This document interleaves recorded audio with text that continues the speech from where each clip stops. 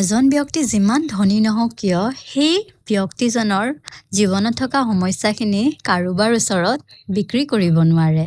আকৌ সেই আনৰ জীৱনৰ পৰা সুখ শান্তিখিনি নিজৰ জীৱনলৈ নি আনিব নোৱাৰে। আসসালামু আলাইকুম গাইজ, মই জেচমিন আৰু আপোনালোকে চাই আছে জেচমিন মিনি ব্লগ।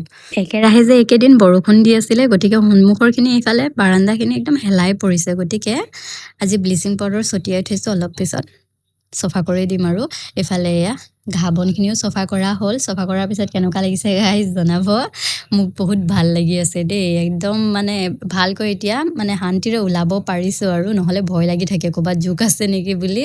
আৰু এইফালে মৰিচা তোলা হৈ গ'ল, এইফালে শকত এডাল দেই, লগতে দুডাল অলপ ক্ষীণ আৰু বাকী কেইটামান থৈ দিছোঁ, মাংসৰেওতো খাব লাগিব।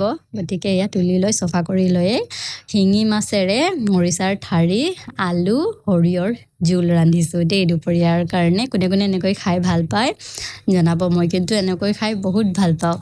মৰিচাৰ গুটিখিনি ছটিওৱাৰ পিছত দুবাৰকৈ শাক খালোঁ। তাৰপিছতে এয়া প্ৰথম আজি তুলিছোঁ দেই ঠাৰি খাবলৈ। মৰিচাৰ ঠাৰি কিন্তু বৰ সোৱাদ লাগে, মাছেৰেও জোল ৰান্ধিলেও সোৱাদ লাগে, আকৌ মাংসৰেও টেষ্টি হয়। আৰু এইফালে আৰমানেতো জ্বলা নাখাব, তাৰ কাৰণে বুট, আলু আৰু অলপ মচুৰ দালিৰে দালি বনাইছোঁ দুপৰীয়া সাজে। খাই লৈ এইফালে টাবখিনি ওলাই দিছোঁ, এয়া টাবখিনি যাতে ফুলৰ পুলিখিনিয়ে ভালদৰে পানী পাওক বুলি আজি মানে